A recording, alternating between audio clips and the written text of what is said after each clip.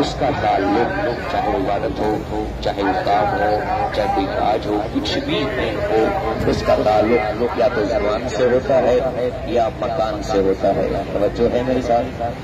کوئی بھی فعل ہے، کوئی بھی آپ کی ایکٹیویٹی ہے، کوئی بھی آپ کے دستور زندگی کا نام ہے، حیات ہے، لاہ عمل کوئی بھی آپ کے پاس موجود ہے، اس کا تعلق دو چیزوں سے کیا ہے؟ کس زمانے میں ہوا اور کس جگہ پر ہوا۔ یہی تو ہوتا ہے نا، کوئی بھی کام آپ انجام دیں دو سوال ہوتے ہیں۔ وکیل صاحب کی تشریف فرما ہے، کوئی بھی ایک کیس آپ کے سامنے آتا ہے تو کیا ہوتا ہے کہ کب ہوا، کس جگہ پر ہوا، کہاں پر انجام پایا اور کس وقت انجام پایا۔ کوئی بھی فعل ہے ہماری پوری زندگی میں کس جگہ پر ہوا، کیوں؟ تاکہ اس کوئی بھی فعل ہوتا ہے دو چیزیں امپورٹنٹ ہوتی ہیں اس میں۔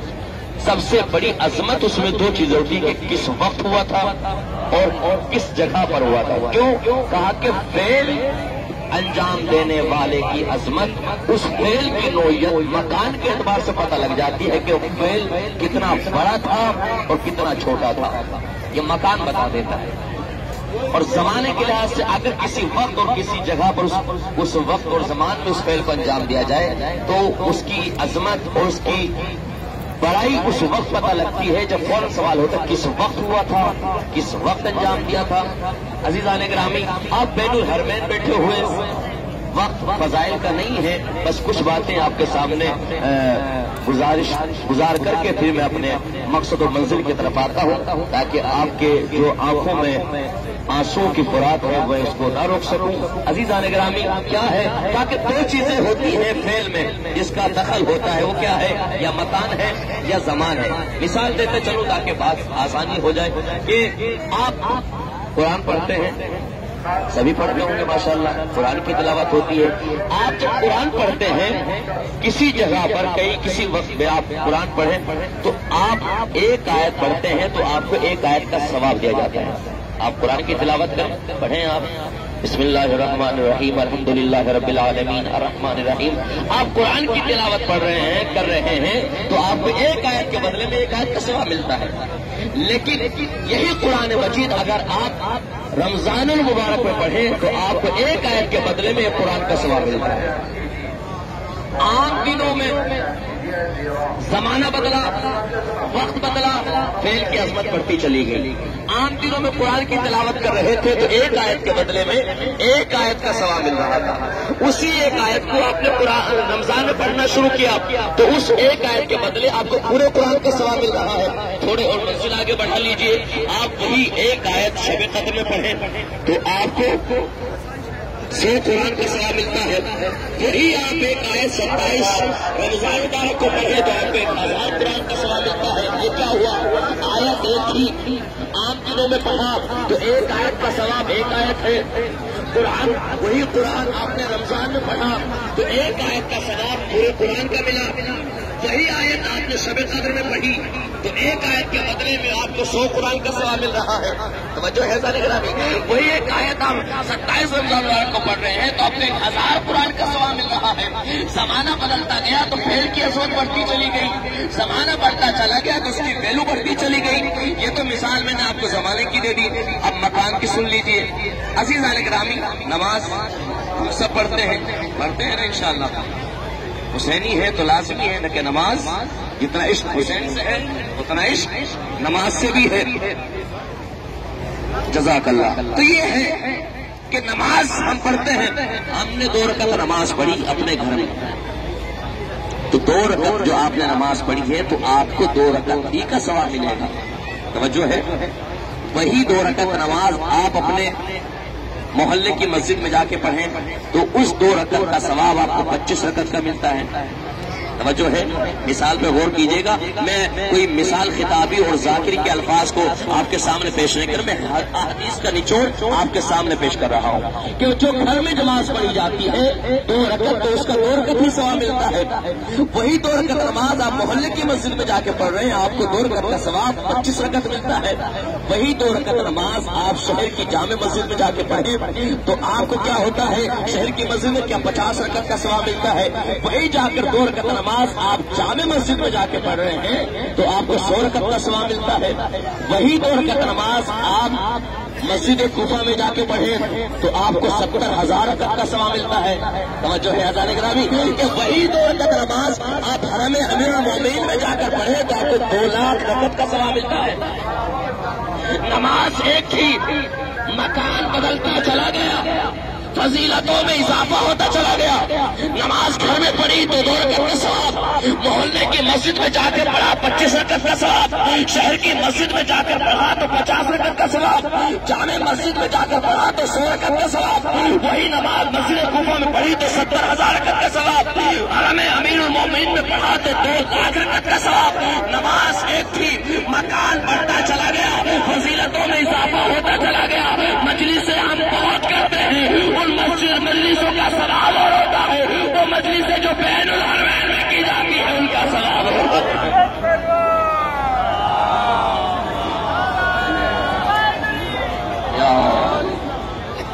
سلمان بھائی محمد والے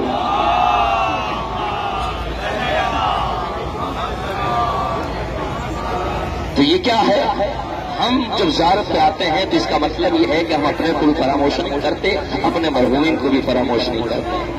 کیونکہ کربلا آنا یہ مرحومین کے مرہون منت ہے. 3 چیزیں علماء نے بیان کی ہے انسان جب کربلا آتا ہے.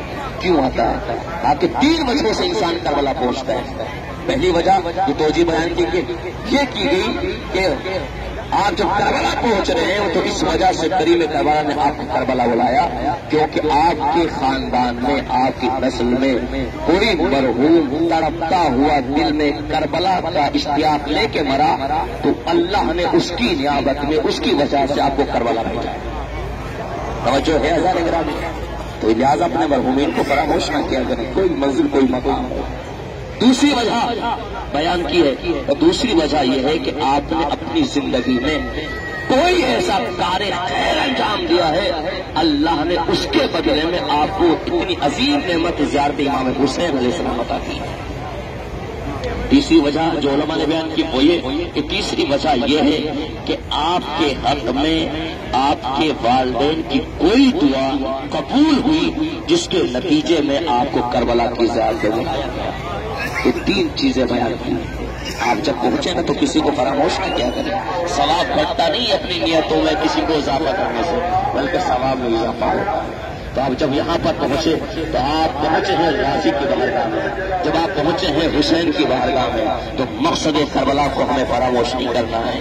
یہ یاد رہتا ہے ہمارے کہ پنکی بھابھی نے فلاں تصویر کہا تھا وہ لے کے آنا ہے، فلاں خالو جان نے کہا تھا کفن لے کے آنا ہے، فلاں خالہ جان نے یہ کہا تھا کہ ہمیں سجدے گاہیں لے کے آنا ہے، فلاں صاحب نے کہا تھا ہمیں وہ فلاں پتھر لے کے آنا ہے، فلاں صاحب نے کہا تھا یہ شاپنگ کر کے لانا ہے، وہاں مقام اکبر پہ فلاں چیز وہ بڑی اچھی ملتی ہے وہ لے کے آنا ہے. یہ ساری خریداریاں تو ہمیں یاد رہ جاتی ہیں. کبھی سوچا اتنا ہم نے سفر طے کیا ہے، ہم نے اتنی مشقتیں اٹھائی ہیں، اتنا پیسہ صرف کیا ہے، ہم کربلا کس مقصد کے لیے آئے ہیں؟ وہ مقصد حاصل کیا کہ نہیں کیا ہے؟ کفن بھی خرید لیا، تصویریں بھی لے لی، سجدہ گاہیں بھی لے لی، پتھر بھی خرید لیے اور تمام چیزیں ہم نے خریداری شاپنگ کر لی. کبھی سوچا کہ جس طرف کو ہم کربلا کے لیے دل میں لے کر آئے تھے آیا وہ مقصد ہم نے حاصل کیا ہے؟ سوچا ہماری الوداع مجلس ہے نا کربلا میں بیٹھے، سوچا کبھی آپ نے جاتے وقت محسوس کیجیے کہ جو چیز حاصل کرنے کے لیے حسین کی بارگاہ میں آئے تھے کیا یہ لے لیا ہے؟ تصویر مل گئی. یہ تصویر کا شرف کس کی وجہ سے ہے؟ ان کی وجہ سے. یہ پتھروں کی تقدیریں کن کی وجہ سے بدلی ہیں؟ ان پتھروں نے جب ان کی ولایت کو قبول کیا تو کوئی در نجف بنا ہے، کوئی عقیق بنا ہے، کوئی زمرد بنا ہے، کوئی فیروزہ بنا ہے. اگر جن کی ولایت اور محبت پتھروں کی تقدیر بدل سکتی ہے تو ہماری تقدیر کیوں نہیں بدل سکتی؟ کبھی غور کیا ہے آپ نے؟ کبھی سوچا ہے آپ نے؟ بین الحرمین میں کھڑے ہیں، غازی کی جاگیر میں کھڑے ہیں، حسین مظلوم کی بارگاہ میں کھڑے ہیں. تو یہاں سے اگر ہم خالی اپنا کشکول لے کر چلے گئے تو کس در پہ جائیں گے؟ کس کے در پہ جاؤ گے؟ کون دے گا؟ کون ہے زمانے میں کوئی ان کے جیسے عطا کرنے والا؟ پورا زمانہ پوری کائنات مل کر بھی اگر آپ کو دینا چاہے تو ان کی عطائیں الگ ہے اور عباس کی عطا سب سے جدا جانا. بس مانگنے کا سلیقہ ہونا چاہیے، ڈھنگ ہونا چاہیے۔ جس کفن کی خریداری کے لیے آپ نے اپنے پورے دن اور پوری چیزوں کو معین کیا ہے، عزیزان گرامی ہر چیز یہ خریدنا ہے، اس کفن کو عظمت کس نے دی ہے؟ اسی حسین مظلوم کی نسبت سے ملی ہے جو بغیر کفن کے تپتی ہوئی زمین کربلا پہ پڑا رہا ہے۔ حسین مظلوم کو بغیر کفن کے دفن کیا گیا ہے، اسی کی یاد میں قرآن لے کے جاتے ہیں، حیات لے کے جاتے ہیں۔ یہ سوچنے کی بات ہے، یہ ساری چیزیں جو آپ نے لی ہیں یہ سب چیزیں الگ ہیں، لیکن یاد رکھے کہ آپ نے حسین کو بھی لیا ہے کہ نہیں لیا ہے، آپ نے عباس کو لیا ہے کہ نہیں لیا ہے۔ یاد رکھے گا جس کو حسین مل گیا ہے اسے پوری کائنات مل جائے گا۔ آپ نے محسوس کیا کہ ہم نے حسین سے جو وفا کی تھی، عباس سے جو وفا کی تھی، مولا ہمارے کربلا کم سے کم یہاں یہ تو لے کر جاؤ، میں غازی تیرے سری کو ہم نے چھوا ہے، آج سے اپنے بھائیوں کے ساتھ وفائیں کریں گے۔ ہم آج اپنے بھائی کی دل آزاری کیے ہوئے تھے، اپنے بھائی سے روکتے ہوئے تھے، آج کے بعد اپنے بھائی سے ہاتھ ملائیں گے۔ دو بھائیوں کی بات ہے، اگر ہم آپس میں اپنے بھائیوں میں اختلاف کرتے رہیں تو ہم کیسے حسین کے ماننے والے ہیں، ہم کیسے عباس کے ماننے والے ہیں؟ اگر ہم اپنے خانوادے میں اختلاف کے باعث بنے تو کیسے ہم حسینی ہیں؟ عزیزان گرامی کربلا اتحاد کا درس دیتی ہے، کربلا اتفاق کا درس دیتی ہے، کربلا جانثاری کا درس دیتی ہے، کربلا انقلاب کا درس دیتی ہے، کربلا تبدیلی کا درس دیتی ہے۔ اگر ہمارے مزاج، ہمارے شعور اگر یہاں بھی تبدیل ہو کر نہیں گئے تو ہم کس درسگاہ میں جائیں گے؟ کربلا سے بڑی کوئی درسگاہ نہیں ہے۔ اگر کوئی کربلا میں بھی آگے نہیں بدل سکتا، یاد رکھیے گا عزیزان گرامی، یہی وہ مقتل تھا، یہی وہ کربلا تھی، یہی وہ میدان تھا کہ جہاں پر حور جیسے انسان کی تقدیر کو بدلا گیا۔ عزیزان گرامی جو حسین حور کی تقدیر کو بدل سکتا ہے تو حسین ہماری تقدیروں کو بھی بدل سکتا ہے۔ بس مانگنے کا سلیقہ ہو، طریقہ ہونا چاہیے، وہی معرفت ہونا چاہیے۔ عزیزان گرامی جس بین الحرمین میں آپ بیٹھے ہوئے ہیں یہ کوئی عام انسان نہیں ہے، یہ آپ جنت المعلا میں بیٹھے ہوئے، یہ جنت کے ٹکڑے میں آپ بیٹھے ہوئے ہیں۔ جس سردار جوانان جنت کے جوار میں بیٹھ گیا ہے، جو شہنشاہ وفا کی بارگاہ میں ان کے جوار میں بیٹھ گیا، اب اسے کسی شاہ کائنات کی کسی بھی بڑے منصب و کرسی پر بھی بٹھایا جائے وہ اس پر فخر نہیں کرتا جو اس کی سرزمین پر بیٹھنے کو اپنے فخر محسوس کرتا۔ غازی صاحب میں ہے، حسین صاحب میں ہے، پوری کائنات کے مالک و مختار ہمارے سامنے ہیں، تو پھر ہمیں کسی کی ضرورت نہیں ہے۔ عزیزان گرامی بس وہ شعور، وہ سلسلہ ہونا چاہیے، کیونکہ ہم یہاں پر جب آئے ہیں